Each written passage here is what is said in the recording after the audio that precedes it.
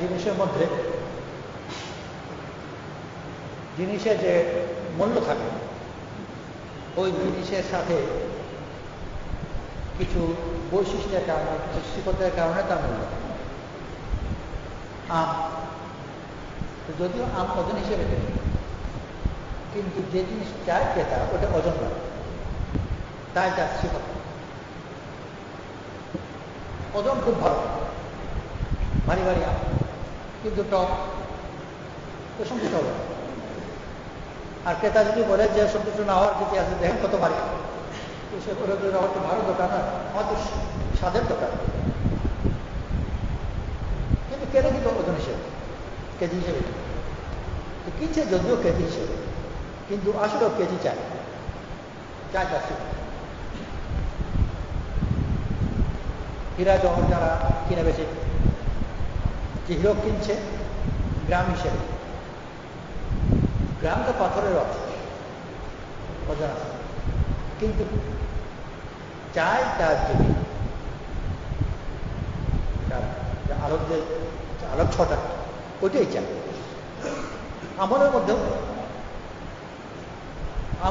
আল্লাহ তাআলা আমলের পরিমাণ চান না, চান যদিও পরিমাণ হিসেবে নেবেন। মানুষ ক্রেতাও যেরকম পরিমাণ হিসেবে কিনে, কেজি হিসেবে কিনে, গ্রাম হিসেবে কিনে, চায় ছিল। তো আমলের মধ্যে ওরকম পরিমাণ নির্ধারিত আছে, 2 টাকা, 4 টাকা, 3 টাকা, কিন্তু চাওয়া হয় এর ভিতরে সুবিধা। লিয়াবলুয়াকুম আইয়ুকুম আহসানু আমালা।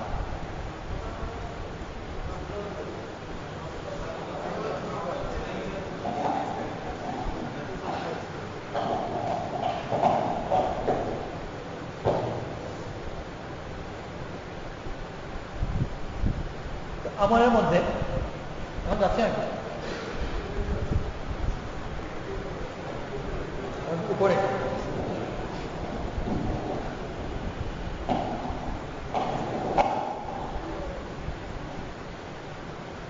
আমলের মধ্যে আল্লাহ তাআলা সিফত চান, লিয়াবলুয়াকুম আইয়ুকুম আহসানু আমালা। তোমাদের মধ্যে কে আমলের ব্যাপারে বেশি সুন্দর। আহসান হোসেনা শব্দ থেকে, হোসেন মানে সৌন্দর্য, হাসিন মানে সুন্দর, সুন্দর আমল। সৌন্দর্য এমন ধরনের জিনিস যেটা কোনো মাপে আসে, গ্রামও হয় না, ইঞ্চিও হয় না, কিন্তু ওইটাই চাওয়া। যেরকম ওই সিফত শব্দ, আমের স্বাদ মাপা যায়, হিরকের জ্যোতি মাপা যায়, সৌন্দর্য সিফত এমন ধরনের জিনিস, এগুলো কোনো মাপ নেই। সেই জন্য মাপ অন্য জিনিসের থাকে, যদিও চাওয়া হয় এইসব জিনিস। তো সৌন্দর্য আমলের মধ্যেও ওইটার কোনো মাপ নেই, চাওয়া হয় ওকে। অন্য জায়গায় আলাদা বলছেন ফাইয়ামদুরা কাইফা তা'মালুন। শুনতে পাচ্ছ না? আবার চলে গেছে।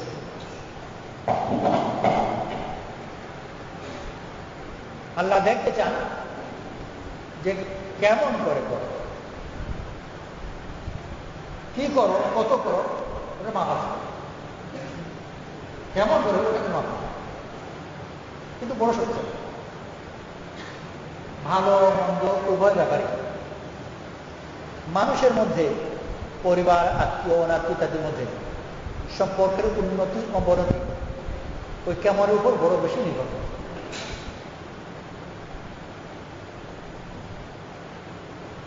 মহিলারা এসে খুব বেশি দেখে, কোথাও বেড়াতে গেল, তো কথাবার্তাও বললো, আসো আসো, খুব আদর যত্ন, খেতেও দিল, বসতেও দিল, সবই করলো। কিন্তু ফিরে আসার পরে ওর পর খুব চলে আসে, আর যাবে না। বললো যে খেতেও দিল, বসতেও দিল, তোমাকে খুব মারাও করলো।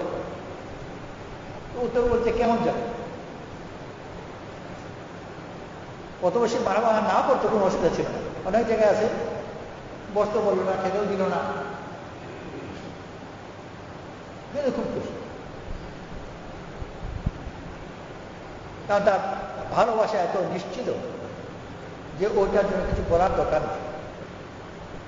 মেয়ে যখন মা বাবার কাছে যায়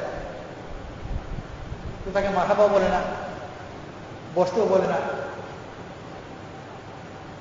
বা ওরকম অন্য কোনো কথা বলে না, বলার প্রয়োজন নেই। ও নিজে ও যা জানে যে এখানে ও খুব কদর আছে, আর ওকে দেখেই বাপের রোগী সেরে গেল, আর বাবা কি দরকার আছে, অসুস্থ ছিল, উঠতে পারে না, বসতে পারে না। আর মেয়ে যেমনি এসেছে উঠে বসে কথা লেগেছে, কিন্তু পরে আবার হাঁটতে আরম্ভ করেছে। আত্মীয় স্বজনরা বলবে যে মেয়ে এসে গেছে, আর উঠতে বেড়া কিছু লাগবে না, মেয়েকে দেখে রোষ হয়ে গেছে। আর সত্যি তো তাই, আমি বুঝা, ছেলেরা বুঝে। আমলের মধ্যে আল্লাহ তাআলা ওই সিফতগুলো, যেটা যে আমল আল্লাহর মহব্বতের উপর প্রতিষ্ঠিত।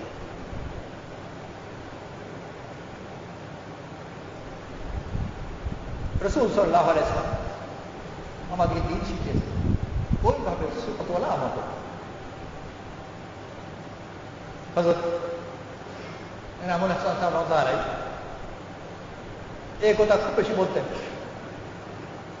ইমানি আমাল ইমানি সিফতের সাথে। ইমানি আমাল নামাজ, হজ, যাকাত, জিকির, তেলাওয়াত, তাসবিহ, দাওয়াত, চিল্লা, এসব ইমানি আমল। কিন্তু এই ইমানি আমল শুধু শুধু করা না, এগুলো ইমানি সিফতের সাথে। আর ওখানে পার্থক্য, সাধারণ মানুষের নামাজ পড়ে, ওই আল্লাহর নামাজ পড়ে, কিন্তু এই দুই নামাজের মধ্যে অনেক পার্থক্য। পার্থক্য কিন্তু পরিমাণে নয়, পার্থক্য সিফতে। আমাদের কাছে ওই সিফত আছে, আরে সেইভাবে ওটাকে করতেছে। এক লোক কোন রোগের কারণে কবিরাজের কাছে গেল, কবিরাজ তাকে মরিচ খেতে প্রেসক্রিপশন দিল, পরিমাণও বলে দিল কি ধরনের মরিচ, কি পরিমাণ, নিয়মিত কতটুকু খাবে ইত্যাদি। সে ঝাল খাওয়া লোক নয়, ঝালের ব্যাপারে তার কোনো রুচিও নেই, কোনো স্বাদও নেই। কিন্তু কবিরাজের প্রেসক্রিপশনের কারণে খেতে হবে।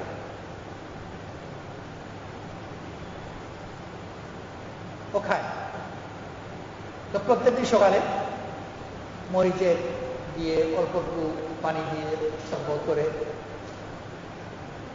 আর নাক চোখ বন্ধ করে ধূপ করে গিলে নেয়। কাছে আবার পান টান কিছু রাখে, চিনি দিয়ে কিছু রাখে, ওটা খাওয়ার পরে ওটা কাটাবার জন্য। তো মরিচ খাবার নিয়মও জানে, কবিরাজ নিয়ম বলে দিয়েছে, এবং সেই নিয়ম তো সে খায়। আরেকজন সে ঝাল খাওয়া পছন্দ করে, সেজন্যই ঝাল খায়। তো দুজনই ঝাল খাচ্ছে, মরিচ খাচ্ছে, কিন্তু দুজনে খাওয়ার ধরন আসমান জমিন। একজন খায় স্বাদে, আর একজন খায় অসুখ হিসেবে। অসুখ হিসেবে যে খায় কিছুদিন পরে খাওয়া ছেড়ে দেয়। রোগ সারলে রোগ সেরে গেছে, আর দরকার নেই। রোগ না সারলে বিরক্ত হয়ে অনেকদিন খেয়েছে, উভয় ক্ষেত্রেই কিন্তু পরে ছেড়ে দেয়। আর ওর মরিচ খাওয়ার কারণে পরিবারে অন্য কেউ মরিচ খাওয়ালা হবে। তারা বলবে যে আমার তো রোগ নেই, আমাকে মরিচ খাবো। রোগে ঠেকা পড়ে রেখেছে,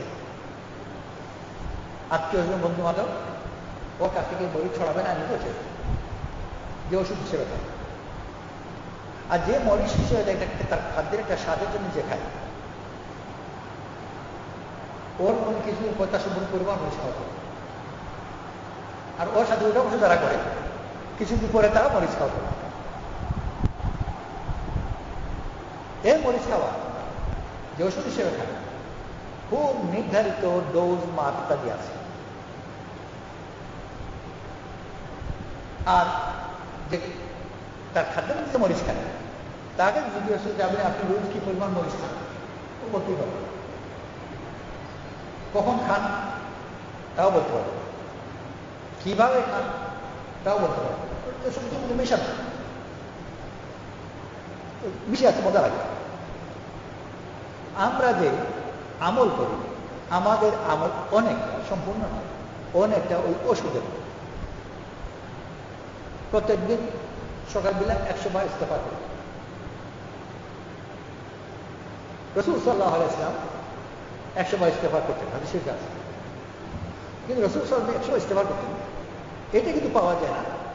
যে সকালবেলা কিছুক্ষণ কিবলার হয়ে বসে তারপর 100 বার ইস্তেগফার করে জপে উঠতেন, এটা কিন্তু কোনো হাদিসে সিরাতে পাওয়া যায় না। ইস্তেগফারগুলো কখন করতেন?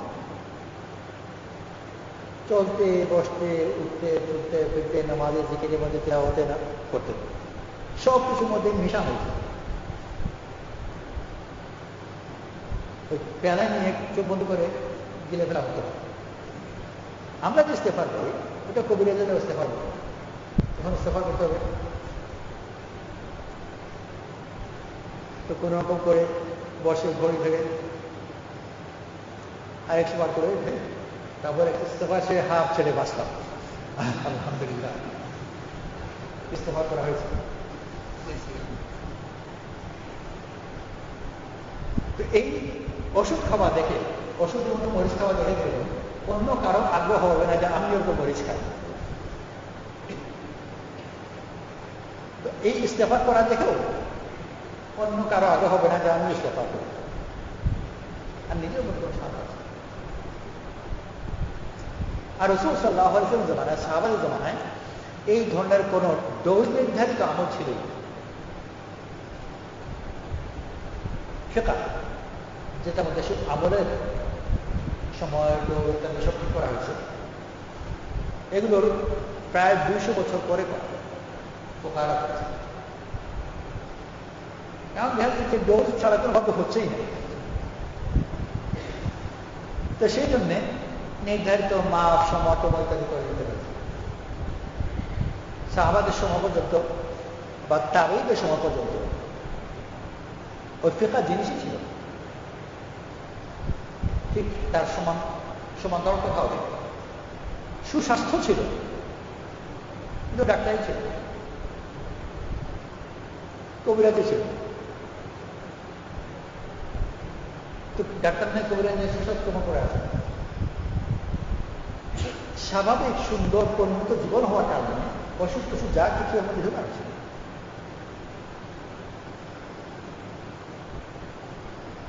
খাদ্যের জন্য আগের জমানার মানুষ যারা ভালো স্বাস্থ্য হয় ওই ভিটামিন বি কমপ্লেক্স কোথা খেত? সাহাবাদের মধ্যে, তাবেঈদের মধ্যে ভিটামিন বি কমপ্লেক্সের যদি হিসাব নেওয়া যায় কি পরিমাণ ভিটামিন বি কমপ্লেক্স কত খেতেন, ওটা কোনো হয়তো পাওয়া যাবে। তো তার মানে কি তাদের জীবন ভিটামিন ছাড়া ছিল না? তাও না, কিন্তু আলাদা করে ভিটামিন দিতেন ওই বাকি সব কিছুর মধ্যে। তো খাদ্য যেরকম স্বাভাবিক তাবিঈ খাদ্য থাকার কারণে এর মধ্যে সব কিছু ছিল, যেরকম গ্রামের দুধ, খেজুর, মধু ইত্যাদি সব কথা আছে। সুদানি জমাতে শিখতে ওর কাছ থেকে কাকা থেকে কথা শুনে ভালো হয় না যে একটা অঞ্চলে কিছু কিছু লোক আছে, একটা কবিরা খুব দিনদা আর তাদের আয়ও খুব। একজন তাদের খাদ্যটা বলবো ওই আগের প্রাচীন সুন্নতি দুধ, ছাগলের দুধ, খেজুর, বাস। তাদের এক নাতি, সে আবার কিছুটা আধুনিক, সেদিন অন্যান্য জিনিসও থাকে ওই ঠিক ওই দাদার মতো নির্ধারিত ওই ধরনের জীবন নয়। তো এগুলো চলাফেরা করে নির্ধারিত জিনিস থাকে, বা দাদা ও নাতি খুব রবরাজি কোনো ঠিকঠাক নাই জীবনে। তো দিন কার সাথে কথা বলছে, নাতি ছিল, নাতি বয়স 80। তো নাতিকে খুব বলছে দাদা, বলছে যে দেখো খাওয়া দাওয়া ঠিক নাই, কি আজবাজ জিনিস খায়, মাপের ঠিক না, শরীর স্বাস্থ্য নষ্ট হয়ে গেছে, 80 বছর বয়স হয়েছে, দেখতে মনে হয় বুড়ো মানুষ। তো দাদা তো আন্দাজই করতে পারেন যে 80 বছরের ছেলে বুড়ো মুরগির মতো দেখে গেল, তো কি ওষুধ খেতে? আলাদা ওষুধ হিসেবে। তো স্বাভাবিক জীবনের মধ্যে যেরকম আলাদা ভিটামিন বি কমপ্লেক্সের প্রয়োজন, ওটা তার খাদ্যের মধ্যে আছে।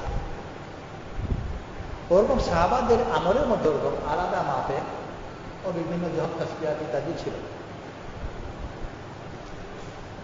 ওইটা তার দৈনন্দিন আমলের মধ্যে ছিল। আলাদা করে বসে ইস্তেফা করতেন, কিন্তু সব আমলের মধ্যে মিলার ইস্তেফা থাকতেন। নামাজ পড়লেন, নামাজ পড়ার ভিতরেও পরেও মনে হচ্ছে যে আল্লাহ যেভাবে নামাজ পড়া উচিত ছিল ওরকম তো করতে পারল। মেহমান হলো, মেহমানদারি করলেন, মেহমানদারি করার পরেও মনে হচ্ছে যেভাবে করা উচিত ছিল সেভাবে করতে পারল না। সবসময় নজর থাকতো ওদের উপর। হাতিম তাই মেহমানদারির খুব নাম করা ছিল, দান করার। তো হাতিম তার কেউ প্রশংসা করছেন যে আপনি তো আপনার তো মেহমান নওয়াজ কি আর আছে। তো হাতিম তাই বললেন, আরে আমি আর কি মেহমানদারি, মেহমান নওয়াজ তো করা। কারা? যে একবার নাকি সফরে ছিলেন কোথাও, রাত্রিবেলা গ্রামে পৌঁছেছেন, গ্রামের যে সর্দার ওখানে মেহমান হয়েছে, তারা আগেই তাদের খাওয়া দাওয়া করে নিয়েছে কোনোভাবে যেভাবে তাদের সাথে তো ইন্তজাম ছিল। কিন্তু যখন গিয়েছেন তো সর্দার তাদের খাবার দিয়েছে, খাসি জবাই করে দিয়েছে। যেহেতু ঘোরা ছিল খান, কিন্তু একেবারে ফেরত দেওয়া যায় না, তো অল্প খেয়েছে। একজন জিবার টুকরা থেকে ছেড়িয়ে নিয়েছে, আরেকজন ওখান থেকে একটু ছেড়ে নিয়েছে, আর মোটামুটি বাকি টুকরো হয়েছে, জিপাটা সম্পূর্ণ শেষ হয়ে গেছে, অন্যান্য অল্প খেয়েছে। পরের দিন তাদের খাবার দিয়েছে, সম্পূর্ণ ডিশ ভরা অনেকগুলো জিব্বা, অনেকগুলো ছাগল জবাই করেছে। আর শুধু জিব্বা ভেজে দিয়েছে, কারণ গতদিন জিব্বা খাওয়াতে তারা আন্দাজ করেছে যারা জিব্বা পছন্দ করে। তো এই মেহমান খাওয়ার জন্য কতগুলো ছাগল জবাই করতে হয়েছে, বাকি দেয়নি, শুধু জিব্বা দিয়েছে। তা হাতিতে বলো যে মেহমানদারি তো ওরা যায়, আমি কি আর মেহমানদারি করব? যে গোটা পা জবাই করে ফেলল আমাদের পছন্দ মতো জিব্বা দেওয়ার জন্য, অথচ এটা ছিল না, ভুল বশত পেট ভরা থাকার কারণে জিব্বা ছাড়া কিছু খাইনি। তো সে তো এত মেহমানদারি করার পরেও মনে হচ্ছে যে মেহমানদারি তো আমি করতে পারি না।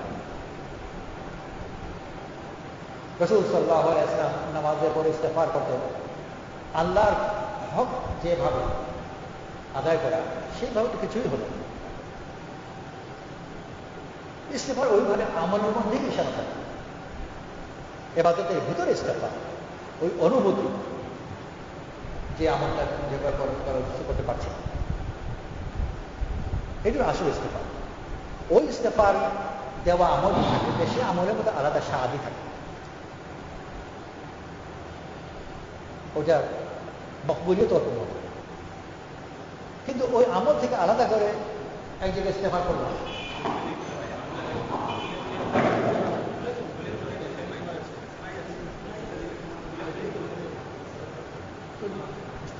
ছুটে গেল, হ্যাঁ বোঝা যাচ্ছে না, বুঝতে যাবে না, ঠিক আছে।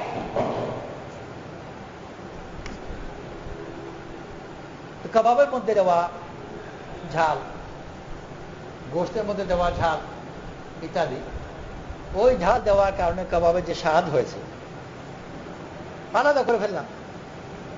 আর মরিচ সকালবেলা ওই পেড়াতে নিয়ে ওষুধ হিসেবে গিলে ফেললাম। মরিচ খাওয়া তো হয়ে গেল, কিন্তু ওষুধ হিসাবে হলো।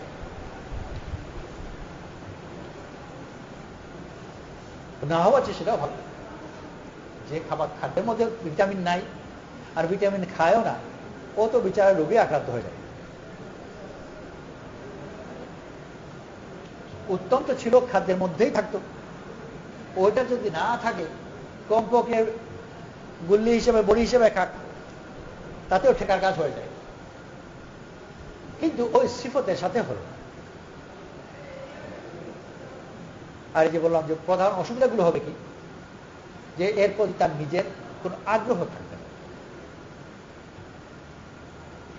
এটার মধ্যে যে স্বাদ পাওয়া, আগ্রহ বাড়তে থাকা হবে না। আর না হওয়ার কারণে অন্যান্য আশেপাশে যারা আছে তারা এদিকে আকৃষ্ট হবে, মানুষ আকৃষ্ট হবে, দেখে হবে। আমি ছোট থাকতে আমার বাবা কি কবিরাজি ওষুধ খেতেন। কবিরাজ ওষুধ তো হলো গুলো সব তিতা, কবিরাজি কোনো সুস্বাদু ওষুধ পাবেই না। কারণ কবিরাজ গড়ন হচ্ছে হিন্দু ঋষিদের হাতে, আর এদের মূল নীতি হচ্ছে নফসের মুখালিফত, খামোখা মুখালিফত করে। সেই জন্য যেখানে বিনা প্রয়োজন এটাকে তিতা বানাবে। এর মোকাবেলায় ইউনানি হাকিম ওষুধ এগুলো মুসলমানদের হাতে, আর মুসলমানরা নফসের মুখালিফত ইসলামের মধ্যে নেই, প্রয়োজনে শুধু মুজাহিদা, নিষ্প্রয়োজন মুখালিফতের নাম নেই। হাদিস শরীফে আছে যে আয়েশা রাদিয়াল্লাহু বলেছেন যে রাসূল সাল্লাল্লাহু আলাইহি ওয়াসাল্লামের সামনে কোনো কাজ করা যদি একাধিক পথ থাকতো তাহলে সহজটাকে বেছে নিতেন, কাজ ছাড়তেন না, কিন্তু অকারণে কষ্ট করতেন, নাফরমানি করতেন না, কিন্তু ফরমাবরদারি করার জন্য সহজটাকে বেছে নিতেন। ও কারণ কষ্ট করা ওটা সুন্নতের মধ্যে নয়, ওটা হলো বৈরাগ্য, আর বৈরাগ্য ওই ঋষিদের মধ্যে আছে। তো ওটা আসর পরে কবিরাজির অসুখগ্রস্ত খেতে হয়। বাবা খেতেন কি এটা ওষুধ খেতেন, ঘষে টসে এরকম করে, তারপর ওই যে তোমরা দেখেছো কিনা নৌকার মতো বাটি থাকতো, ওটাকে এরকম করে খুব ঘষতে হতো, কালো জিনিস ছিল। তার খাওয়া দাওয়া আমি সবটাই পছন্দ করি, আমি চাইতাম যে আমাকে একটু দেন, কারণ যেভাবে খেতে ওটা নিয়ম হচ্ছে আবার জিব্বা দিয়ে চেটে খাওয়া, কিন্তু দিবেন এটা বেশি দিছে। তারপর বাইরে কোথাও গেছেন, এই সুযোগে আমি একটু খেয়ে গেছি, আমার জীবনে স্বাদ মিটে গেছে খাওয়ার। ওই খাওয়ার ধরন দেখে মনে হয়েছে যে বড় মজার জিনিস হবে। তো আমি আমল যে করছি, আমি যদি আমলের মধ্যে স্বাদ পাই, আরেকজনেরও আগ্রহ হবে যে আমিও করি। আর আমি ওই আমলটাকে যদি ওষুধের মতো খাই তাহলে আরেকজনের এই আগ্রহ হবে, সে বলে যে আমি তো ওষুধ না, আমি কেন ওষুধ খাবো। তো আল্লাহ তাআলা আমাদেরকে দিন দিয়েছেন, দিনই আমাল এই ওষুধ জাতীয় জিনিস না, কিন্তু আমাদের কাছে ওটা মোটামুটি ওই ওষুধের মতোই এসেছে, বা আমরা ওটাকে নিয়েছি। এটা নির্দিষ্ট মাপে ডোজ, ট্রেডমার্ক সব নির্ধারিত।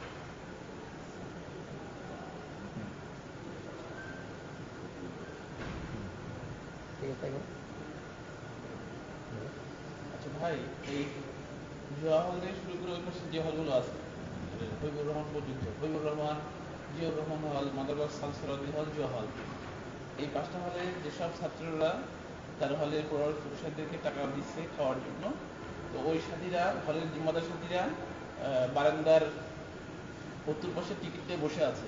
আমরা এই 5টা হলের ছাত্ররা ওনাদের কাছ থেকে টিকিট নিয়ে খেতে বসে যাবো ইনশাল্লাহ। এই 5টা হলের, আর অন্যান্য হলগুলো পড়া হবে ইনশাল্লাহ।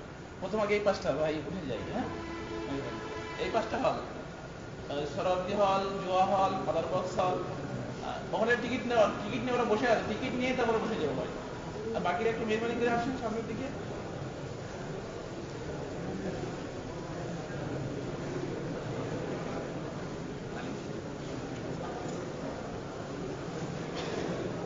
বাকি আমাদের জন্য আছে সবার।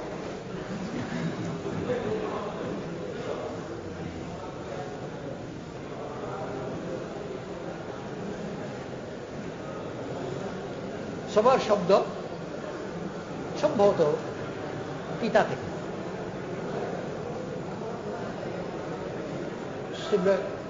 পিতা জিনিসকে বলে অন্য অর্থ থাকতে পারে। ছোট থাকতে কোন এক মৌলভী সাহেব আগে এটা সবরের পারে ফার্সি একটা লাইন শিখেছেন, মনে আছে, সবার তাল খাস বলে বাড়ি শিরিন আর, তুমি শুনেছো আগে? সবার তাল মানে তিতা, সবার তাল আছে, সবার তিতা জিনিস বলে। কিন্তু বাড়ি এর ভিতরে শিরি দারুণ মিষ্টি আছে লুকানো। সবার তাল আছে, সবার তিতা। উর্দুতে যেরকম হায় বলে, তো ফার্সিতে ওরকম আস্ত বলে। কিন্তু বার ই এর ভিতরে শিরিন মানে মিষ্টি দারুণ আছে। সবরকে যদি সবার মতো ওষুধের মতো দিই, তো ওর কোনো মিষ্টিকে বুঝতে হবে। মিষ্টির যে স্বাদ থাকার জন্য তার একটা বিশেষ পদ্ধতি প্রয়োজন। চিনি অনেকগুলো খাদ্য আছে মিষ্টি জাতীয় সবই, চিনি ছাড়া তার কোনো স্বাদ হবেই না। কিন্তু ওই দুটোকে যদি আলাদা করে নি, চিনি আলাদা খেয়ে নিও আর এটা আলাদা খেয়ে নাও, ওটা কোনো স্বাদ হবে। যদি কেউ কেউ 4 রকম খায়। আফগানিস্তানে, ইরানের পূর্ব অঞ্চলে ওরা লাল চা খায় চিনি ছাড়া। তো চিনি ছাড়াও বলা যায় না। চিনির আমাদের গ্রামের যেরকম আগে লজেন্স পাওয়া যেত, চিনির লজেন্স, তো চিনির লজেন্সগুলো মুখে দেয় আর চা গিলে।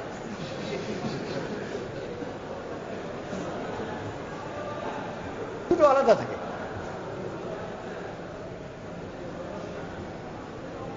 তো মিষ্টির চিনি তার মধ্যে মিশতে হবে।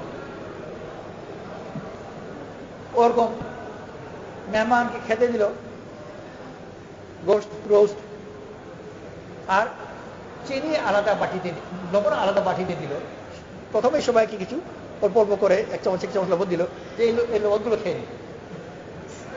তো সবাই নিজ ভাগের লবণ খেয়ে নিল পেয়ালাতে করে।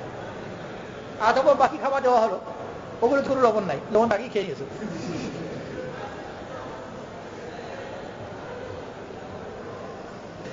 আলাদা করে ফেললে ওইটা ওষুধ হিসেবে তার মূল্য রয়ে যায়। শরীরে যে পরিমাণ সোডিয়ামের প্রয়োজন, ওইটা তো কাজ হয়ে যায়, কিন্তু বিশ্বাস। তো আমরাও যদি সকালে 112, বিকালে একবার ইস্তেগফার করে নিই, তো ডোজ তো পুরা হয়ে যায়। কিন্তু আমলের মধ্যে যদি ওটা মিশে না থাকে, তাহলে ওর সিফতগুলো থাকে না। তো সব আমলগুলো ওই আমলের মধ্যে এই বিভিন্ন সিফতে মিশাও থাকতে হবে। জিকির করলাম সুবহানাল্লাহ সুবহানাল্লাহ, তো ওটা 100 বার করলাম, তো ডোজ তো পুরা হয়ে গেল। কিন্তু আমলের ভিতরে আল্লাহর পাকের ধ্যান ওইটা যদি না থাকে, তাহলে ডোজ পুরা হয়ে যাবে, কিন্তু আমলের মধ্যে সিফত হবে। রাসূল সাল্লাল্লাহু আলাইহি ওয়াসাল্লাম যে আমল করতেন বা সাহাবারা যে আমল করতেন, ওই আমলের ভিতরে জিকির মিলানো থাকে। জিকির ইস্তেগফার সবগুলো যেরকম একটা ভালো রান্নার মধ্যে যত ধরনের মশলা টসলা গুলো আছে, সবগুলো এর ভিতর মিশে গেছে। দক্ষ বাবুর্চি ছাড়া বুঝতে পারবে না যে কি কি মশলার ভিতর আছে। যে খায় তার স্বাদ তো পাবে, ওই খুব ভালো হয়, কিন্তু কি যে করেছে ও সাধারণ মাস ধরতেই পারবে। তো আমলের মধ্যে ওই আল্লাহ তাআলার বিভিন্ন নামের যে সিফত যেগুলো আছে, ওই সিফতগুলো যদি ওই যে আমলের মধ্যে থাকে, তাহলে আমলের মধ্যে স্বাদ হবে। কিছু কিছু দক্ষ লোক যারা আছে এই ব্যাপারে, তারা বলতে পারবে যে এর মধ্যে কি কি সিফত আছে, কিন্তু সাধারণ মানুষ ওই সিফতগুলোর নাম বলতে পারবে না, কিন্তু স্বাদ বুঝতে পারবে। তো দুজন লোক, আবার ফিরে আসি ওই ঝালের দৃষ্টান্তে, দুজন ঝাল খাওয়া শিখেছে। একজন যে ঝাল খায় তার সাথে থেকে সহবতে তারও ধীরে ধীরে ঝাল খাওয়ার অভ্যাস হয়ে গেছে। বিভিন্ন ধরনের কাবাব হোক আর অন্যান্য জিনিস হোক, ঝালগুলো খায় বলে তার খুব মজা লাগে। আরেকজন কবিরাজের প্রেসক্রিপশন অনুযায়ী, কবিরাজ যে পরিমাণ মরিচ যেভাবে খেতে বলেছে, তো সকালবেলা পানির মধ্যে গুলে এই মরিচগুলো সে গিলে নেয়, এও ঝাল খায়। কিন্তু এই দুজনের ঝাল খাওয়ার ধর বড়। একজন খায় তলদ্ভুত, স্বাদ নেওয়ার জন্য, আর আরেকজন খায় দওয়া, ওষুধ হিসেবে। আমরা অনেক সময় আমল যেগুলো করি এগুলো ওষুধ হিসেবে করি, যে এই পরিমাণ আমল এইভাবে করতে হয়, তাতে এই উপকার হয়। যে ঝাল খাচ্ছে কিন্তু কোনো কবিরাজ প্রেসক্রিপশন নয়, ঝালের মধ্যে যদি কোনো উপকার থাকে তাহলে সেও উপকারটা পাচ্ছে, কিন্তু ও জানেই না কি উপকার আছে। আমাদের দেশে এটা চর্চা নেই, পশ্চিম জগতে খুব পরিচিত স্কিন ক্যান্সার। কারণ প্রধানত বলে যে সূর্যের তাপ লাগার কারণে বা সূর্যরশ্মিতে স্কিন ক্যান্সার হয়। আমাদের দেশে লোক, কৃষকরা সূর্যের মধ্যে জীবন কাটিয়ে দিল, কারো স্কিন হতে ক্যান্সার হতে কোনদিন শুনলাম না। আর ওরা দুদিন সূর্যের মধ্যে লেগে ওরা হয়ে গেল স্কিন ক্যান্সার, তারপরে আবার নানা ওষুধ দিতে হবে। কেউ কেউ বলে যে সব রোদে যারা কাজ করে, প্রায় দুনিয়ার বড় অংশে পাওয়া যায়, সব জায়গায় না হলো, তারা রোদে যারা কাজ করে এরা ঝাল খায়। সেই হিসেবে অনেকে বলে যে ঝালের ভিতর ওই স্কিন ক্যান্সারের প্রতিষেধক আছে,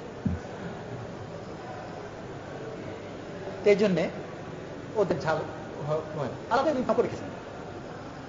মানুষ জানে না কে কোনো করে খেতে, স্বাভাবিকভাবে ও জানেই না খেতেছে নাকি। যেরকম সমুদ্র উপকূলে যারা থাকে ওরা সমুদ্রের পানি, লুনা পানি খায়, এগুলোতে সোডিয়াম বেশি। সোডিয়ামেতে যদি বেশি হয় তাহলে রক্তের মধ্যে ওই ইলেকট্রোলাইট ব্যালেন্স গন্ডগোল লেগে যায়। রক্ত হয় না যে পজিটিভ নেগেটিভ কত কিছু আলাদা আছে, তো ওখানে লাগে গন্ডগোল। ওটাকে আবার ব্যালেন্স করতে হয়, ওটাকে ব্যালেন্স করতে হলে অনেক পটাশিয়াম খাওয়ার দরকার।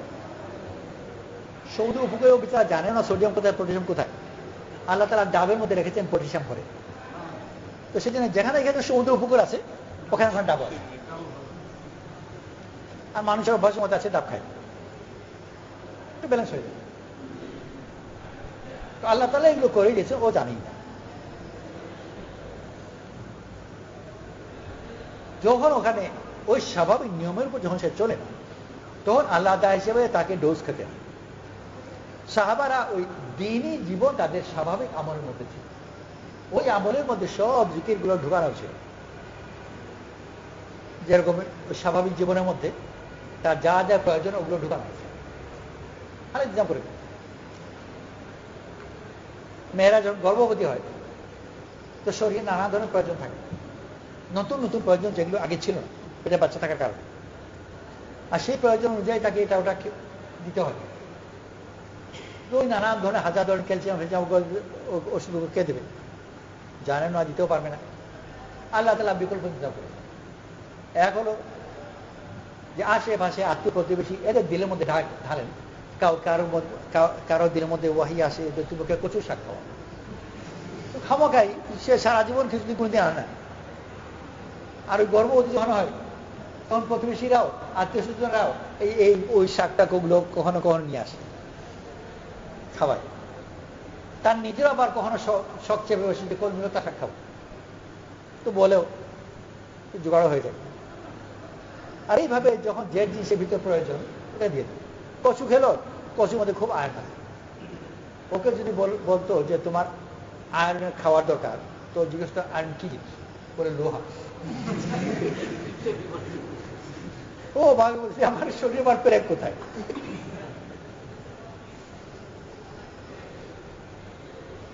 কিন্তু এটা প্রয়োজন আছে, আর ওটা প্রয়োজন মিটেও যায়। কিন্তু যখন স্বাভাবিক পরিবেশের মধ্যে থাকে না, ও কচুও খাচ্ছে না, কলবেও খাচ্ছে না, তখন ওকে ওই ডাক্তারের কাছে প্রেসক্রিপশন হিসাবে তখন আলাদা আয়রন ট্যাবলেট খেতে হয়, আয়োডিন খেতে হয়, কি কি সব খেতে হয়। আমাদের ওই অবস্থা হয়েছে, দিনই স্বাভাবিক জীবন থেকে সরে যাওয়ার কারণে এখন ফোকাহাদের প্রেসক্রিপশন মতো সকাল বিকাল জিকির তসবিহ কত কিছু করতে হয়, সেগুলো আলাদা ওই ভিটামিন বি কমপ্লেক্স খাওয়ার মতো ওষুধ হিসাবে। এতে ডোজ তো হয়ে যায়, কিন্তু স্বাভাবিক জীবনের মধ্যে ওইটা আরো ভালো। তো সাহাবাদের মধ্যে ওই স্বাভাবিক জীবন,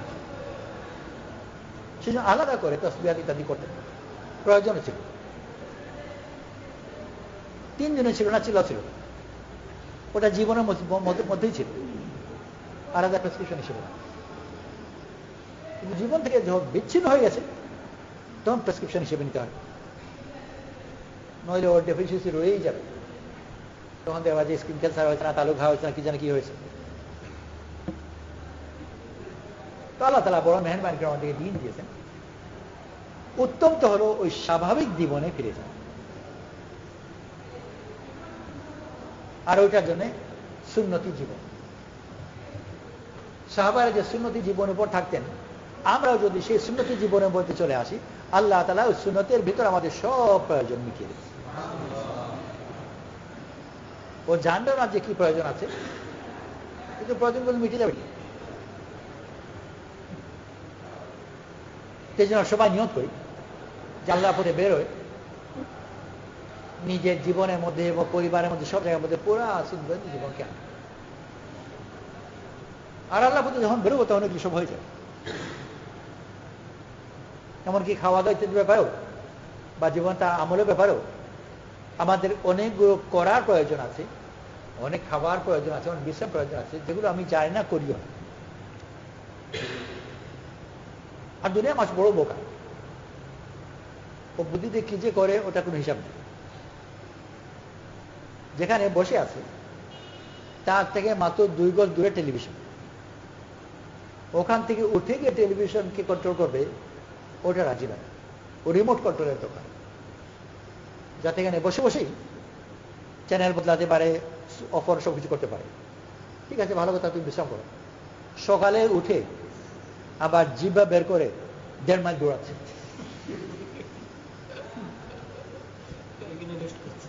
আর এখানে রেস্ট করছে। তো অত তোমার রেস্টের যদি দরকার থাকলে সকাল সকাল দৌড়াবে, আর যদি দৌড়াও তো দরকার থাকে তাহলে রিমোট কন্ট্রোল কেন? অথচ এই দুটো আলাদা করে করার জন্য তার কত পেরেশানি বেড়ে। দৌড়াবার জন্য আলাদা সময়ের প্রয়োজন, সকালবেলা আবার কখনো কুকুর দৌড়া, কখনো আবার ছিনতাই হয়। তো সকালবেলা ছিনতাইকারী সুযোগ পায়, আবার কুকুর তাড়া করে, সে সমস্যাগুলো আছে। আবার রিমোট কন্ট্রোল করবার জন্য তাকে আরো আলাদা সময় দিতে হয়। রিমোটটা বাংলা নয়, ওটা কিনতে হয়, কিনবার জন্য টাকার দরকার, টাকার জন্য সময়ের দরকার। তো 2 সময়ের আলাদা প্রয়োজন হয়। দৌড়াবার জন্য আলাদা সময় লাগে, আর রিমোট কিনবার জন্য আলাদা সময় দিয়ে টাকা উপার্জন করতে হয়। একসাথে করে ফেলে কোনটা দরকার ছিল?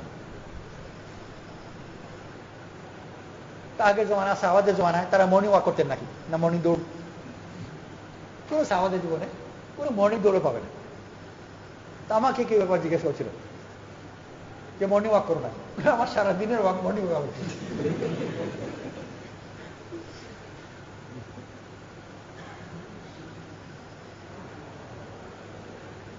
স্বাভাবিক জীবনে চলে আসি, আলাদা আলাদা করে কিছু একটা আরো বিস্বাদ করে।